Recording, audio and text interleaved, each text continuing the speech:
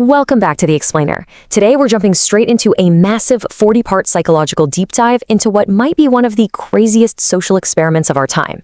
We're talking about the complete psychological breakdown of 15 hardcore internet critics, all trapped inside a multi-million-dollar MrBeast mansion for 119 days. Now, these were the exact guys who publicly bragged that this kind of challenge would be a total walk in the park. But, as we're going to see, surviving this isn't about physical endurance at all. It's about what happens when human biology totally collides with absolute isolation. Let's get right into it. So, if someone offered you a massive 7-bedroom paradise complete with a movie theater and a pristine library, and literally all you had to do was outlast everyone else for a cool $1 million, your brain probably screams, "Yes, sign me up," right? It sounds like the ultimate dream vacation. But we're dropping straight into a high-impact breakdown of why all that physical luxury means absolutely nothing. Seriously, zero. When your own neurochemistry turns into your worst enemy, the environment isn't the threat anymore. Your own mind.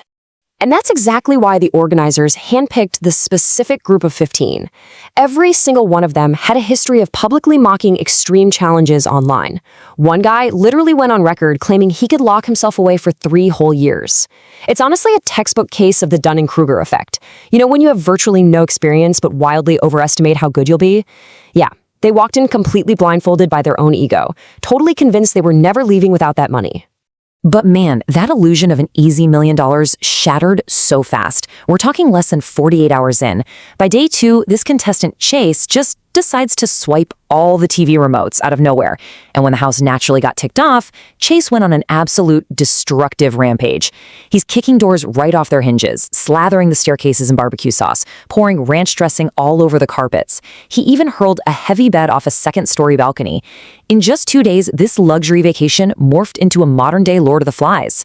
Okay, so why does a normal person just snap like that? Well, it brilliantly highlights something called the shark brain phenomenon. Think about it.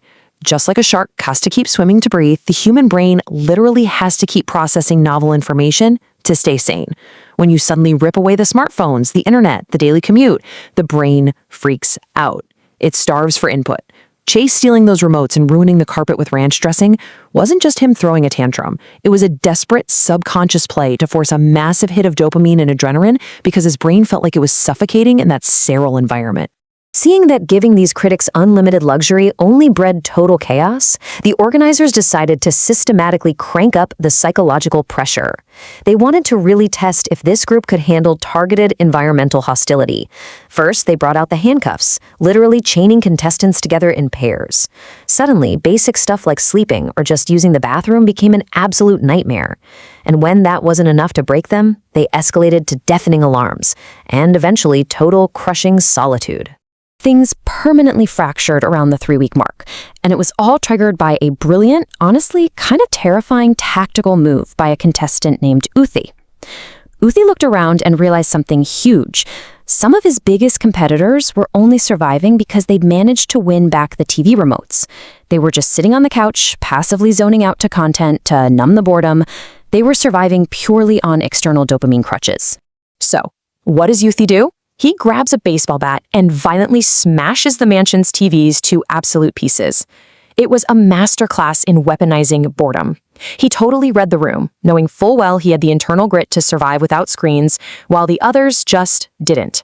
And it worked like a charm, literally instantly. One guy took one look at those shattered screens, turned around, and walked straight out the front door, quitting on the spot. Uthi absolutely backed the whole group into a corner. To counter that, the organizers threw in the bunker alarms. Imagine blaring, deafening sirens going off at completely random, unpredictable times. Dead of night, while you're in the shower, whenever. The contestants had exactly 30 seconds to sprint and scan their hands, or boom, instant elimination. This entirely stripped away their fundamental sense of safety, throwing their brains straight into a state of amygdala hyperarousal. The chronic stress of just waiting for the next alarm to drop was agonizing. It's kind of like the anxiety of waiting for a bad email from your boss, but amplified by 1,000, with $1 million on the line. But here's where things get wild. The shared trauma of those alarms actually started uniting the group. They bonded against a common enemy. Trauma bonding is insanely effective. So, realizing fear was keeping them together, the organizers took away the one thing keeping them sane: each other. They separated everyone into stark, solitary rooms. The menu dropped to just plain rice, oats, and beef. And the absolute cruelest twist, while locked in these tiny boxes, they had to sit there and listen to a massive construction crew perfectly renovating the exact mansion they had just destroyed, completely out of their reach. Plunged into that absolute silence, the isolation hit these guys like a freight train. One contestant, Ryan, decided to fight off this mind-numbing boredom by attempting a truly legendary side quest. Sitting totally alone in his empty room with zero financial incentive to do so, he decided to try and save his sanity by counting out loud to 100,000. He actually got deep into the tens of thousands. His mouth literally ached. He started hallucinating numbers floating in the air, and he completely lost all concept of time. Now, why on earth would someone willingly put themselves through that? Well, if we look at psychology principles, like Viktor Frankl's Man's Search for Meaning, we see that humans can endure almost anything if they just have a purpose. Even through actual physical pain and numeric hallucinations, Ryan created this massive, agonizing goal simply to manufacture some kind of meaning inside a meaningless void. The human brain will take the focused agony of counting over the existential dread of absolute nothingness every single time. And honestly, hearing him count through the walls actually helped anchor the rest of the isolated group. Looking at the grueling timeline of this whole thing really puts the real-world opportunity cost into perspective. These weren't just avatars in a game. Their actual lives were passing them by. Nothing sums this up better than Pierce. He literally missed his real-life high school graduation because the challenge dragged on for so many months. He ended up having to receive his actual diploma from his principal over a video call, sitting there in a cap and gown right inside his tiny isolation cell. Right around day 100, the isolation phase finally wraps up, and the survivors are led out into this newly beautifully renovated mansion. But of course, the peace didn't last. The organizers threw pure, unpredictable chaos right into the center of the house. A retro rotary telephone. It would just ring at random, and picking it up offered either a massive cash reward, like we're talking a briefcase stuffed with 10 grand, or a truly horrific punishment, like having to sit fully clothed in a bathtub for 24 hours straight. This mechanic perfectly exploits the psychological trigger of intermittent reinforcement. Neuroscience tells us that our brains actually release a much bigger surge of dopamine when we're anticipating an uncertain reward compared to a guaranteed one. This massive dopamine prediction error just drove them to keep answering that phone.